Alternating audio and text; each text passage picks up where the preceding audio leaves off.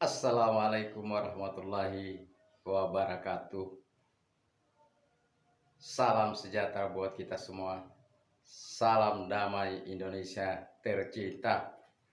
Jumpa lagi di channel Lawade Rahim. Kali ini kita akan kupas, kita akan ulas obras obrolan rakyat cerdas. Politik hari ini cukup memanas. Berbagai manuver dilakukan oleh partai-partai politik untuk mencalonkan ketua umumnya jadi calon presiden Republik Indonesia 2024. Tapi sebelumnya, sebagai prolog, saya ingin menyampaikan kepada pemirsa, teman, sahabat, saudara semua bahwa sayanglah orang-orang yang Anda sayangi, teman, sahabat, saudara. Karena bisa saja mereka berdoa buat Anda, sementara Anda tidak pernah mengetahuinya itu. Oke, kita lanjut di channel Lawade Rahim. Kita makin ulas, makin greget di obrolan cerdas, di obrolan obrolan rakyat cerdas. Baik saudara pemirsa semua, jangan kemana-mana, tetap di channel Lawade Rahim. Kita akan kupas secara tuntas.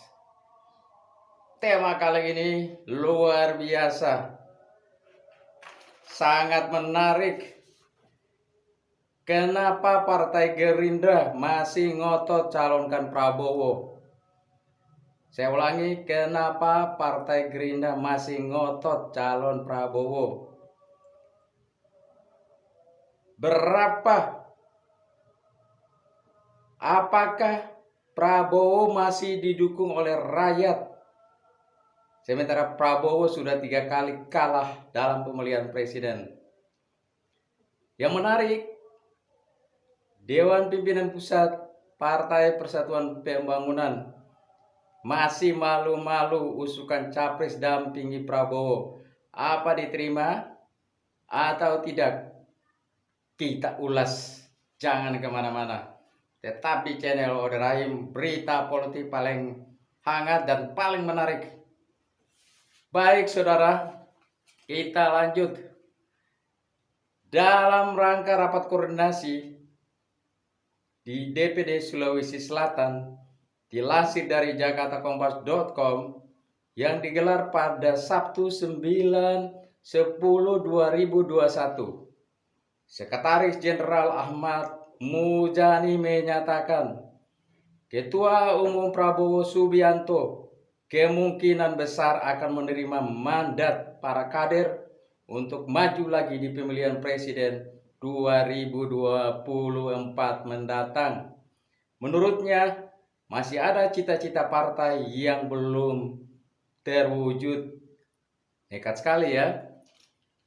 Ya, itulah partai politik. Tujuan akhirnya adalah bagaimana mencalon kadernya untuk menjadi Presiden Republik Indonesia. Kita lanjut lagi.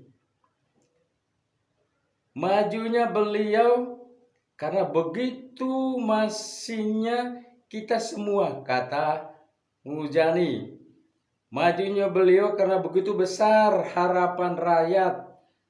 Pembangunan harus berlanjut. Cita-cita berpartai belum terpenuhi, ujar Muzani, dikutip dari keterangan tertulis yang beliau sampaikan kepada jurnalis. Kita lanjut lagi. Maka apa yang saudara-saudara sampaikan akan kami turunkan atau akan kami teruskan. Dan dengan tidak mendahului, Muzani meminta kepada seluruh kader anggota partai di Sulawesi Selatan dapat meraih target kemenangan hingga 65% di Pilpres 2024 nanti, kata Muzani, Sekretaris Jenderal Dewan Pimpinan Pusat Partai Gerindra. Tekad itu untuk memenangkan Prabowo Sulawesi Selatan mencapai 57%. Tekad ini untuk memenangkan Prabowo di 2024 harus lebih besar. Harus lebih besar, kata Mujani. Kelanjutannya, saudara, harus menjadi faktor penentu kemenangan sehingga suara Prabowo di Sulawesi Selatan nanti kalaupun beliau capres maka akan menjadi 65%. Dengan target itu, begitu kata Mujani, Sulawesi Selatan sebagai kandang untuk menangkan Prabowo. Tidak gampang juga. Partai-partai lain juga punya basis yang kuat di sana sehingga target 65% itu karena memang tahun kemarin ketika Prabowo mencalonkan diri, dukungan mama itu sangat kuat di seluruh Indonesia. Tapi apakah dukungan mama ini masih begitu kuat ke Prabowo? Kita lihat ke depannya. Kita lanjut. Dengan hal ini dapat menjadi momentum bagi Gerindra untuk menempatkan kader terbaiknya, yaitu Prabowo. Tapi kita jangan jadi bagian penyebab masyarakat tidak memilih beliau. Semua kesalahan harus kita perbaiki.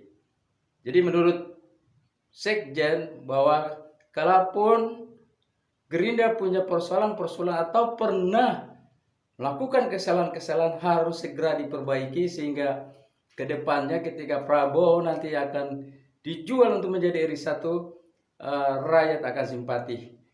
Tunggu dulu lagi, tidak gampang. Kemudian ini yang paling menarik. Yang paling menarik adalah berapa harta Prabowo untuk mencalonkan diri sebagai presiden.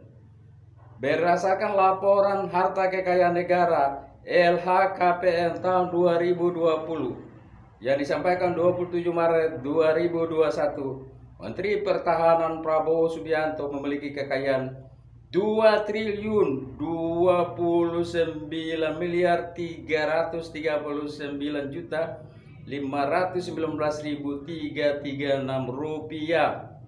Jadi 2 triliun. Anda percaya? Itu harta kekayaan yang beliau daftarkan di laporan harta kekayaan negara. Menanggapi Prabowo Subianto capres, P3 juga tidak malu-malu. P3 usukan cawapres dari kalangan religius. P3 menyarankan Prabowo dipasangkan dengan cawapres dari kalangan religius. Artinya P3 akan mendukung ketua umumnya Mona Arfa untuk mendampingi Prabowo. Apakah Prabowo terima atau tidak? Kita lihat perkembangan politik ke depan seperti apa. Wakil Ketua Umum DPP P3 Asrul Sani menyebut pola pasangan nasionalis dan religius sudah terbukti ampuh dalam beberapa kali Pilpres. Pasangan nasional religius contoh Gus Dur dan Mega dan Hamzah, Jokowi dan JK, Jokowi Ma'ruf Amin, tegas Asrul kepada jurnalis. Oke, sahabat semua, memang tidak gampang. Apalagi Prabowo sudah 3 kali mengalami kekalahan sebagai calon presiden. Apakah masih ngotot lagi? Itu adalah hak Gerindra untuk mengusulkan calon terbaiknya, kader terbaiknya untuk calon presiden Republik Indonesia. Tapi apakah laku di pasar? Kembali lagi kepada rakyat yang semua punya hak untuk memilih dan menilai. Oke, dari channel Oda Rahim, saya tetap akan ulas berita-berita politik yang terhangat. Jangan kemana-mana, jangan lupa subscribe, bunyikan loncengnya. Wassalamualaikum warahmatullahi wabarakatuh. Salam damai Indonesia tercinta.